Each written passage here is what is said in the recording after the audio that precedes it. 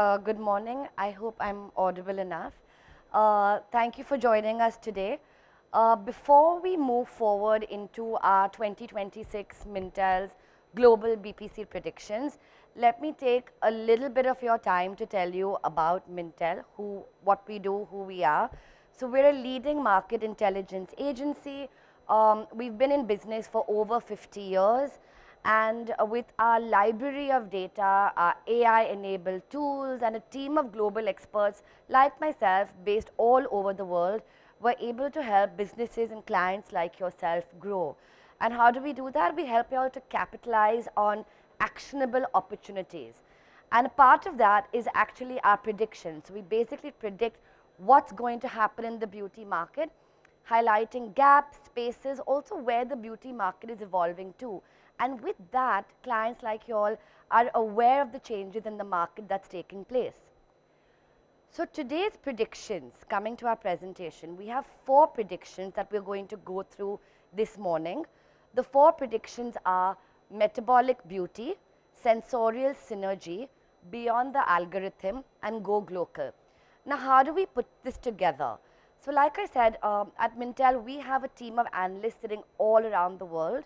We come together, we each discuss changes that we see in all our markets, changes in consumer behavior, certain innovations, certain industry trends, and with all of that, we cross-pollinate, brainstorm, and that's how we put these predictions in place. Now, these predictions, therefore, are global in nature. But what we've done for you today is, you'll see a lot of Indian consumer data from our India consumer reports. You will also see, of course, global innovations, but also some Indian innovations to kind of highlight how these predictions are already playing out in our market. Now, when you look at these predictions, yes, they are futuristic. You might think, okay, this is not happening in India right now, it's too far off for me. But when you look at it, understand that they are more a direction and not a destination. So even if it's not an opportunity to capitalize on right now, it's something good to know, because that's where we see the beauty market evolving to. That's where we see the beauty market moving towards. And that's what beauty brands and clients like yourself need to know, so you all are well aware of what to capitalize on when it plays out for you all. So having said that, let's move on to our first prediction of the day, which is called metabolic beauty. Now, what is metabolic beauty about? Now, metabolic beauty really looks at beauty less as appearance. Think of it more as a cellular dashboard. So, moving forward, I mean, we already saw, post-COVID, well-being was merging with beauty, and now we're going to see how even health is going to play a stronger role in beauty. And we're going to see consumers move towards how, instead of treating their skin, they want to train their skin, they want to train their hair. So like I said, think more longevity, cellular repair, all these concepts which you're already seeing playing out in the Indian market. Another part of this prediction is about being able to measure things. We're going to see that everything today is measurable, and what you can measure, you can upgrade. What you can measure, you can charge for it. So that's a bit of a snippet about this prediction. Let's now deep dive into it. So all our predictions, like I said, is grounded in consumer research and consumer behavior. So we're already seeing at the global level that consumers have become more preventive, more proactive in their beauty routines. Also, the inner beauty conversation has really kicked off, right? So in Thailand, nearly 40% of Thai adults have claimed to take a beauty supplement. So they've realized that it's not just putting a cream or using a shampoo, it's about treating your hair issues, your skin issues from within. Now that's at the global lens. But even in India, we are seeing a similar change in consumer behavior. We've written our ingestible beauty report, which also tells us that over 3 in 10 Indians have consumed a beauty supplement in the past 12 months to enhance their beauty. 41% strongly agree that you should be preventive in your beauty routines. So this preventive inner beauty narrative has also kicked off in India, and we are also seeing this by Indian consumers. And that's also really given way to this new buzzword, right? Longevity. Everyone's talking about it. And I mean, at Mintel, we were talking about longevity as back as 2023. We had a longevity series which predicted how, you know, there's going to be a change and brands are going to have to look at innovations at the cellular level or at the root cause. And we are seeing brands therefore invest, you know, in these hallmarks of aging. So you're seeing narratives like mitochondrial function, cellular senescence, DNA repair. Brands are investing it, they're, you know, finding these breakthroughs, and the reason is because consumers are realizing, even Indian consumers, that they want healthy skin. They want long-term healthy hair. And the way to get that is by treating the issue at the root, at the cellular level. But also all these breakthroughs, I mean, these words, we understand it, but the consumer, it's jargon for them. So we have to simplify this narrative, simplify the science for them. Just saying 80% increase in NAD levels, they don't know what that means, but instead saying you'll get 20% firmer skin in 2 weeks. That's the opportunity. So you invest in the breakthrough, but simplify it for the consumer. Also, what we see, especially among Indian consumers, is they want visible results. So if you show them that visibility, you show them how it's working, use the testimonials, use the clinical trials, use the before and after, then you can charge for it. Then you can say, that's what you're getting and that's why I charge X, Y, Z. So that's, like I'm saying, these are the changes we're already seeing in the beauty market. And now going forward, we're going to see this cellular narrative really being championed far more. And there's certain cellular superheroes, you know, we thought we'd highlight today. So for example, IDEO Skin Memory, it talks about, you know, boosting mitochondrial function. You have Reese's Daytime Back Repair Essence, which helps in stimulating your gags. And Infiltria's Bubble Cream basically helps in eliminating the senescent cells, your aging cells at the root of the skin. So like I'm saying, you're already seeing brands are investing in this breakthrough at the global level. Now in India, like I said, longevity is not far off. Using our social media analysis, you can see the term longevity, even in India, is a growing conversation. Conversations around it have been picking up in the last 2 years. And like I said, even in India, consumers do want long-term healthy skin, and they do realize that to get that, you have to treat it at the root. So 31% of Indian consumers are saying that. And because of this, we are seeing certain innovations even in our market that are capitalizing on this cellular aging, cellular conversation. So Foxtail, for example, claims to use cell-ceutical ingredients to boost cellular repair. A supplement brand called Decode Age has their Longevit Daily supplement that they claim increases NAD+ levels. So we are already seeing this play out in the Indian market. And what's going to happen next? We're going to see that beauty is going to move beyond just the jar, beyond just a formula. It's going to be a 360-degree experience. So think institutes, resorts, retreats, you know, wellness centers. That's where consumers are going to go to get that entire holistic experience. So for example, in Japan, Shaisun-kan has this positive age house. They have circadian flooring and lighting, which they say helps in delaying aging. Estee Lauder, of course, they have their Longevity Institute in Costa Rica, and you can go to this institute and, you know, get skin recovery services, and they have a whole plethora of services targeting longevity of skin. Closer home, we have Atmantan, which is a wellness resort, and they have this master cleanse. And of course, it talks about, you know, detoxing your gut and boosting your immunity, but they also talk about how doing that also helps in giving you healthier skin. Again, what's going to happen next? Next, we are going to see wearables go more mainstream. So we already are seeing Gabit, there's Whoop, there's a lot of talk about wearables, diagnostics. All of this is going to really become the norm. And that's also because personalization is growing. Today, consumers have moved from that, one size fits all concept.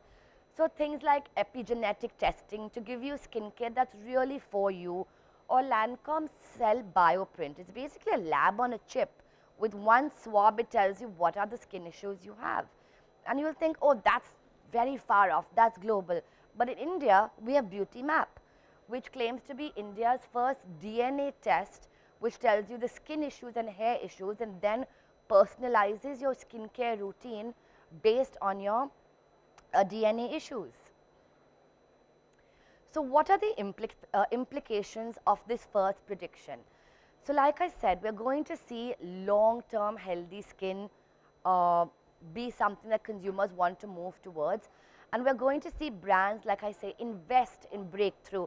Cellular aging is really going to be the talk, and brands are going to, like I say, invest in science and technology to get that. But what's really important is simplify it and show it to the consumer, because the consumer is going to want to pay for something that they can see actually works. So make it easy, simplify the science and make it easy for them. Secondly, monetize the personalization. If you move away from the jar, to diagnostics and wearables, you make a continuous feedback loop. So it's not just that one-time beauty purchase. It's that continuous purchase that will happen, which again, then you can monetize. So monetize the personalization. Our second prediction is called sensorial synergy. And at Mintel, we truly believe in 2026, beauty is going to be not just seen, but really felt. And you will say, but sensory, multisensory, that we've always had in beauty, yes. We've always had fragrance, we've always had texture, but it's always been this supporting hero, this side act. We're going to see in 2026 that multisensory is really going to be the hero. Beauty is getting cluttered. There are so many launches on a daily basis, and the sensory is going to play an important role to bring that differentiating factor to the category. And again, from our consumer data, we already see this. So we know that today consumers are not just buying a moisturizer to treat their skin issue, but they are buying it because they want to feel happy, they want to feel good. So as per our global consumer survey data, you can see we ask consumers, do you pamper yourselves to relieve stress? And across markets, including India, 40% have said that they do that. So they are using beauty to pamper themselves, to relieve stress, to feel good. We're already seeing data that tells us this. And now we're going to go into every sense and see that how can brands capitalize on it. Now, fragrance. Fragrance is a very important factor for Indian consumers.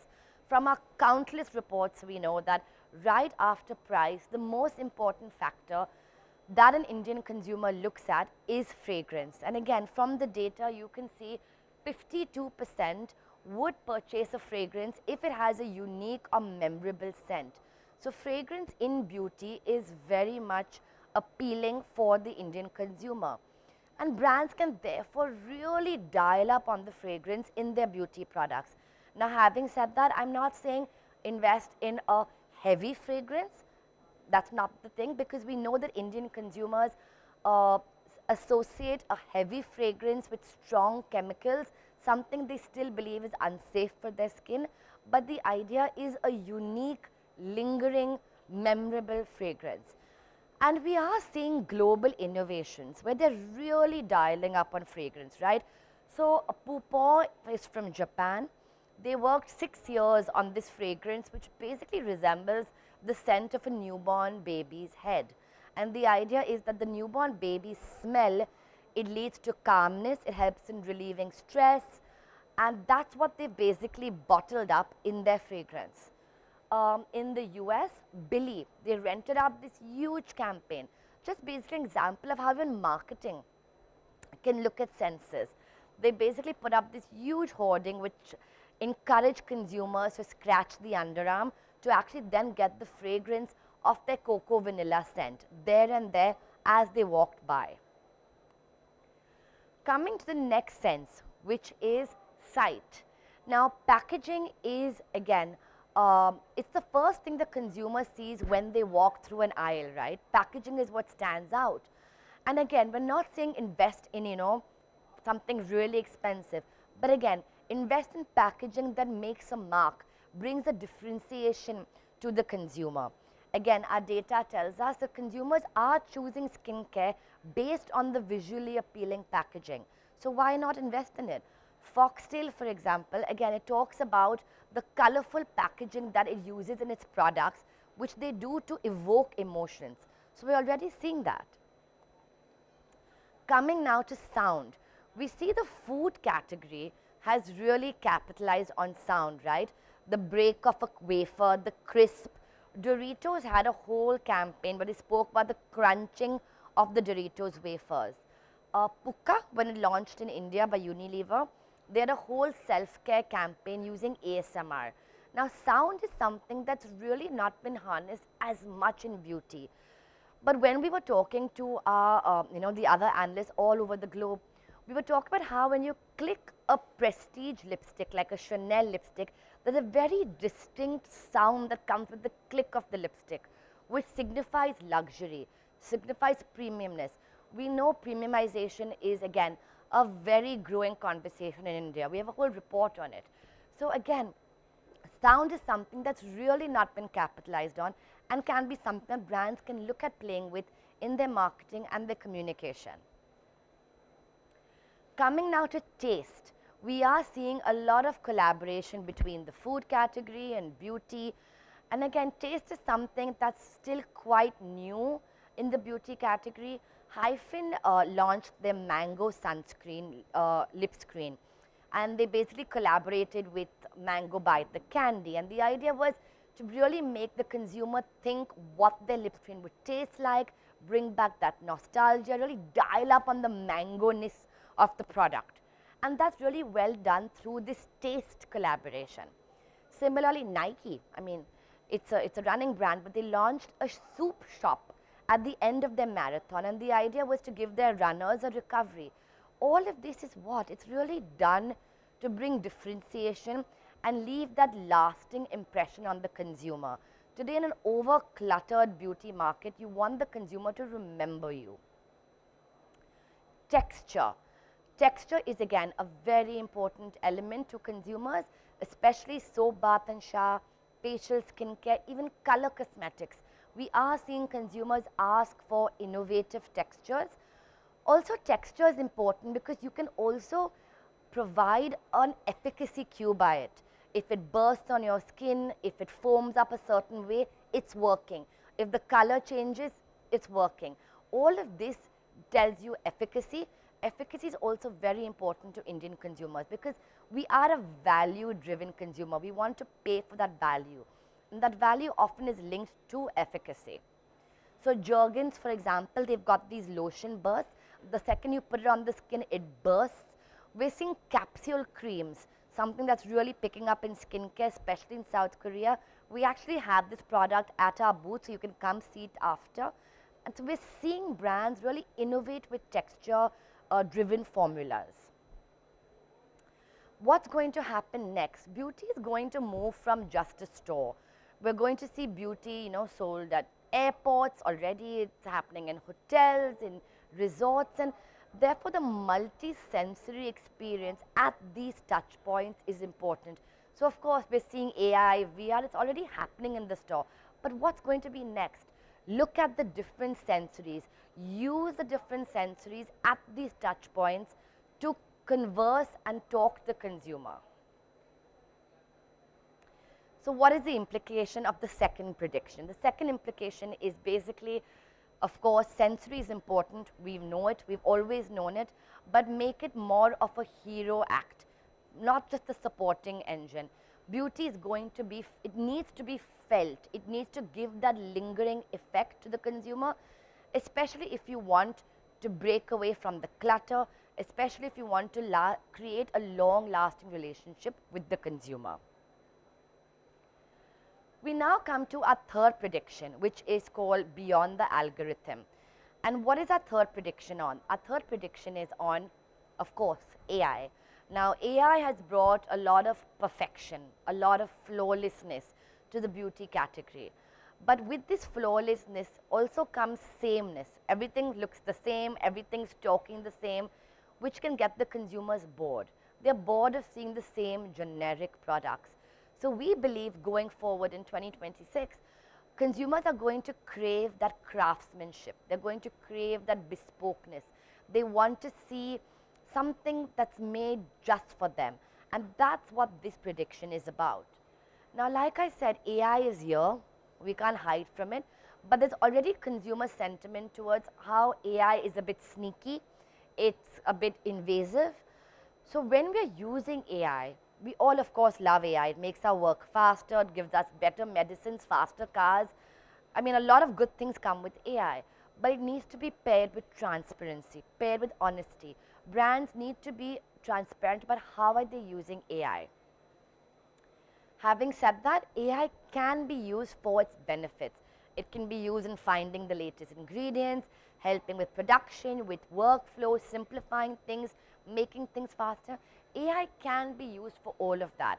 But like I said, AI will bring with it a lot of genericness, a lot of sameness. And that's where bespokeness or craftsmanship will be valued. So think limited edition batches, think small batches, think hand filling.